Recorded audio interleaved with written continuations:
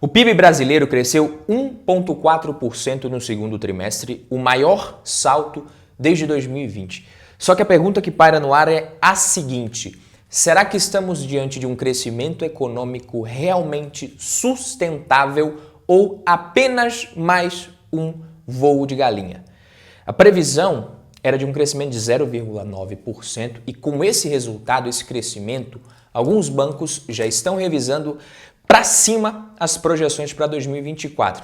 Mas o que isso realmente significa? É o que a gente precisa entender. Será que o Brasil está finalmente no caminho certo para um crescimento sustentável ou estamos prestes a enfrentar grandes desafios? Ou pior, será que o Brasil está plantando a semente da próxima grande crise econômica e essa colheita pode não demorar muito para acontecer, inclusive? Então vamos analisar a fundo aqui os dados da composição desse crescimento, o impacto na inflação, nos juros, na economia, para responder essa pergunta, beleza? Quem já é de casa, deixa o like aqui no vídeo para fortalecer a nossa parceria. Se você é novo por aqui, seja muito bem-vindo. Eu sou Badu Vieira, especialista em investimentos, analista de valores imobiliários, para mais um vídeo do Valor em Ação. E é o seguinte, meus queridos, o PIB, ele mede toda a riqueza gerada em um país e normalmente é apresentado o crescimento em um percentual, que a gente está comparando a geração de riqueza com um período anterior, de um período com o outro, para entender em que direção que a gente está indo. Basicamente é isso. Então, para responder a nossa pergunta sobre a sustentabilidade desse crescimento do PIB, você precisa entender de que forma você consegue analisar o PIB. Na verdade, existem três óticas para você calcular e interpretar o PIB. A da oferta ou produção, que calcula tudo o que o país produziu durante determinado período. A ótica da demanda ou consumo, que mede tudo o que foi consumido por famílias, governos, empresas. E, por fim, a da renda, que analisa quanto que as pessoas estão ganhando, verificando a riqueza gerada, podemos dizer. Basicamente é isso. E embora esses métodos sigam caminhos diferentes, todos chegam no mesmo resultado porque eles estão observando diferentes facetas do mesmo fenômeno econômico, entendeu? Você precisa entender isso. A ótica da produção foca no que foi criado no país, revelando a eficiência e os setores de crescimento. A ótica da demanda vê para onde foi essa produção. Quem comprou, quem consumiu, mostrando como que a renda está sendo gasta, os padrões de consumo, etc. E a ótica da renda analisa como que os rendimentos gerados por essa produção foram distribuídos entre trabalhadores e empresas. Então, no final, o valor do PIB é idêntico em cada uma dessas óticas, que a produção de bens e serviços gera renda que, por sua vez, é utilizada para consumir esses mesmos bens e serviços. É isso. Analisar as diferentes óticas do PIB é muito importante para você ter uma visão mais completa da economia.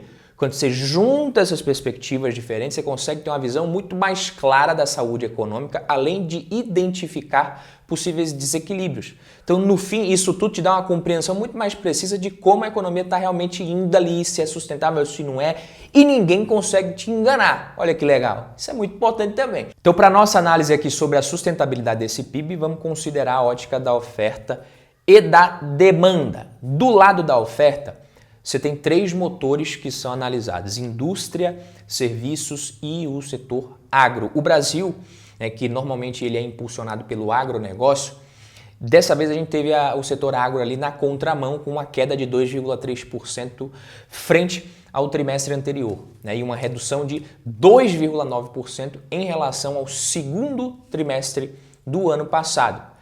E por que isso aconteceu? Por que o agro está meio capengando? Condições climáticas adversas levaram à queda da produção, por exemplo, de milho, soja, apesar do bom desempenho da pecuária e de outras culturas importantes, como café e algodão, inclusive. Além disso, preços mais baixos de algumas commodities agrícolas no período, as enchentes no Rio Grande do Sul em maio, tudo isso também influenciou esse resultado. Mas o agronegócio, ele já não vinha num bom ano por conta desses fatores que eu falei. Então, dá para você ver que o PIB cresceu mesmo com o agro não vivendo um bom momento, um bom período, o que a princípio é bom, né? Já que se fala tanto da nossa dependência do agro. Então os destaques positivos foram para o setor de serviços, que cresceu 1%, acima das expectativas de 0,8%, com destaque para quem? Comércio, que registrou um aumento de 4%, indústria, que cresceu 1,8%, superando a expectativa de 0,7%. Então, a indústria foi realmente a grande surpresa. Mas como que cresceu, né? O crescimento industrial foi puxado pelos setores de eletricidade, gás, água, esgoto, gestão de resíduos, construção civil e a indústria de alimentos, que faz parte da indústria de transformação, também contribuiu positivamente para o PIB. Já a indústria extrativa, por exemplo, apresentou queda. Mas você precisa lembrar que a gente teve crescimentos muito expressivos nesse segmento nos últimos trimestres, principalmente na extração, por exemplo, de petróleo, que teve nesse último parte das suas operações paralisadas para manutenção, além do esgotamento natural de alguns campos. Então, essa comparação, né, já é normal que não cresça tanto, porque a gente vinha num crescimento muito grande nesse segmento. Então, isso explica um pouco a retração. Mas calma lá que você vai entender onde que eu estou querendo chegar. Vamos analisar por outra ótica agora, a ótica da demanda. É aquela que tem a fórmula famosa do PIB que você deve conhecer. Então, essa abordagem detalha os componentes do PIB como consumo das famílias, investimentos, gastos do governo e o saldo das exportações e importações. O que essa fórmula aqui te ajuda? Isso permite você avaliar o papel de diferentes agentes econômicos e como as mudanças na demanda podem impactar a economia. Então, sob a ótica da demanda, a gente tem o consumo das famílias que cresceu 1,3%, acima da previsão de 0,9%, e os gastos do governo, que aumentaram também 1,3%, superando as projeções de 0,3%. Uma diferença significativa aqui entre expectativa e realidade, o que também explica em grande parte o PIB alto, o crescimento alto que a gente teve. A formação bruta de capital fixo, que mede os investimentos ali em máquinas, construção civil, pesquisa, isso cresceu 2,1%, abaixo da expectativa de 2,5%. Essa sim seria uma boa notícia se crescesse acima das expectativas, mas não foi nesse trimestre. Os gastos do governo crescendo menos do que a expectativa também seria bom, mas também não foi o caso. Então tá vendo como é bom você analisar sobre diferentes óticas? Mas vamos lá, vamos continuar que não acabou não, na verdade está só começando. Além desses fatores, é importante você considerar as exportações líquidas de importações, já que o cálculo do PIB observa a riqueza que fica aqui no Brasil, né? Então, no segundo trimestre, as exportações cresceram 1,4%, abaixo das expectativas de 2%, influenciada, como eu falei, pela queda no preço das commodities. As importações subiram 7,6%. Um pouquinho acima das projeções de 7,5%, o que indica o quê? Uma tendência de aumento de consumo de bens produzidos fora do Brasil. E aqui a gente já pode ver que a nossa dependência das commodities, ela continua e deve continuar. O Brasil depende disso. Então, quando o preço das commodities está alto e subindo, o Brasil cresce com muito mais facilidade, sem depender tanto, inclusive, de consumo. Mas calma, que ainda não acabou. Agora nós vamos entender o quão sustentável é essa composição, crescimento do PIB, e para isso a gente precisa discutir política fiscal. Não tem jeito. A política fiscal é um instrumento que o governo utiliza que é capaz de influenciar o crescimento econômico e muito por meio do aumento ou redução nos gastos do governo, com foco em investimentos em infraestrutura e transferência de renda, papai. Então, em tempos de crise, como durante a pandemia, normalmente é feita uma política fiscal expansionista com aumento dos gastos públicos, como, por exemplo, com transferência de renda por meio de auxílios governamentais, como auxílio emergencial, Bolsa Família, essas coisas. São momentos em que uma política mais expansionista, ela é realmente necessária. E aí, nesses casos, é utilizada essa política para evitar uma redução drástica no consumo, evitar que a população passe por necessidades realmente muito extremas, básicas ali. Contudo, fora de períodos de crise, esses gastos eles acabam sim por ter um caráter muito mais populista mesmo. Qual que é o problema disso? O problema é que o PIB do segundo trimestre foi fortemente influenciado pela demanda, em especial pelo aumento dos gastos públicos com programas de transferência de renda como o Bolsa Família e o Auxílio Brasil, que promoveram o aumento do consumo das famílias na média. O valor médio, do Bolsa Família cresceu muito.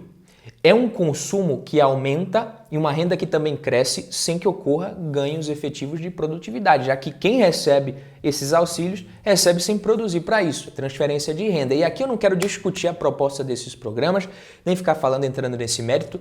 São programas que têm impactos positivos? Sim. Deveriam existir? Sim. Mas esse tipo de crescimento tende a criar uma pressão inflacionária se o investimento não acompanhar. Esse é o ponto central para o Brasil crescer. É preciso aumentar o investimento. E por mais que a formação bruta de capital fixo, que é o que eu estou me referindo ao falar de investimento, tenha crescido 2,1% no segundo trimestre, a taxa de investimento ainda está abaixo de 17% do PIB, um valor inferior, inclusive, ao registrado entre 2010 e 2013, pré-crise Dilma. E para que a gente tenha um crescimento econômico robusto, essa taxa deveria estar pelo menos acima dos 20%, idealmente próximo da casa ali dos 25%, até um pouco mais. A taxa de investimento do Brasil é bem abaixo de vários outros países, inclusive emergentes. O Brasil está em 22º em uma lista de países, de acordo com esse indicador. E segundo estimativas, a gente só vai conseguir realmente uma taxa acima de 20%, talvez lá para 2029. E por que uma taxa de investimento alta é fundamental? Por causa da inflação, e isso ninguém te conta. Uma economia só cresce com saúde se ela crescer com inflação controlada. O aumento dos gastos públicos com foco em investimentos em infraestrutura, transferência de renda, até aumentam a demanda, como a gente viu. Mas se a demanda aumentar sem que a capacidade produtiva cresça, não adianta chorar. A oferta não vai dar conta de atender. E quando falta produto e sobra gente querendo consumir com dinheiro para isso, o resultado é um só, pai, é inflação. O crescimento que a gente teve é bom, não me entenda mal, não estou aqui com recalque por causa que o PIB está crescendo, não, e torço para que cresça. Mas para que isso perdure, é necessário criar um ambiente que gere confiança nas empresas, promovendo o aumento de investimentos e, consequentemente, de capacidade produtiva. Não sou eu que estou falando isso, o nosso ministro da Fazenda, o Fernando Haddad, justamente ressaltou, inclusive, isso. Nós temos que olhar para o investimento porque é ele que vai garantir um crescimento com baixa inflação. Se não aumentarmos a nossa capacidade instalada, teremos dificuldades para crescer sem inflação. E aqui é o seguinte, quando você está analisando qualquer coisa na sua vida, preste atenção, tem aquela parte sempre que muita gente às vezes não percebe, em qualquer assunto. E são essas coisas que você precisa perceber para analisar o que quer que seja com um olhar mais crítico e menos inocente que a média. E no caso do nosso PIB, uma dessas coisas é que, atualmente, há uma margem de ociosidade na nossa capacidade produtiva, que ainda é resultado da crise de 2014-16 ali e 2020. E daí, Badu? E daí que isso permitiu que esse crescimento mais recente não pressionasse a inflação ainda, mas pressionasse a taxa de crescimento da nossa capacidade máxima. Ou seja, o hiato diminuiu, esse gap diminuiu, o potencial de crescimento da economia está em torno de 2%, abaixo das taxas de crescimento do PIB, com projeção de 3% para 2024. Se essa situação persistir, é muito provável que a gente vai enfrentar ainda mais pressões inflacionárias. Tá? E não sou eu que estou dizendo, o mercado como um todo está vendo isso. Basta você abrir seu olho e perceber. Basta você ver que as projeções do governo ali de crescimento econômico para esse ano foram revistas para cima, vai crescer mais do que estávamos esperando. O crescimento do PIB passando ali de expectativa de 2,5 para 3,2, mas querendo ou não, a correlação com as expectativas de inflação é um fato. As expectativas para o IPCA também subiram de 3,9% para 4,25%. Além disso, o desequilíbrio fiscal e a falta de uma perspectiva clara de melhora sustentável nas contas públicas dificultam a manutenção da estabilidade e desestimulam investimentos privados no longo prazo por aqui. Resumindo, meus amigos, para você que não gostou nada daquela inflação acumulada de 12 meses que ultrapassou 12% em maio de 2022, não dá para ficar despreocupado ainda. Vai ser muito difícil levar a inflação para a meta sem a adoção de outros instrumentos de controle inflacionário, além da taxa Selic, da taxa de juros. Esse cenário fiscal desajustado, isso aumenta a pressão sobre política monetária no controle da inflação. E aí sim a gente tem uma tendência de alta na Selic. Então, se o fiscal não se ajusta ali, vamos subir a Selic para fazer o que pode, né? Por isso também a mudança na expectativa de taxa de juros, onde até julho você tinha tendência de queda e agora, para a reunião de quarta-feira, a maioria já está esperando um aumento de 0,25% da Selic. Ou seja, de um lado, o governo adotando medidas expansionistas, promovendo o aumento do PIB via demanda, e de outro lado, o Banco Central com a política contracionista, usando como pode a taxa de juros para manter a inflação na meta. E antes que você fique falando, o presidente do Banco Central é isso, o presidente é aquilo, não.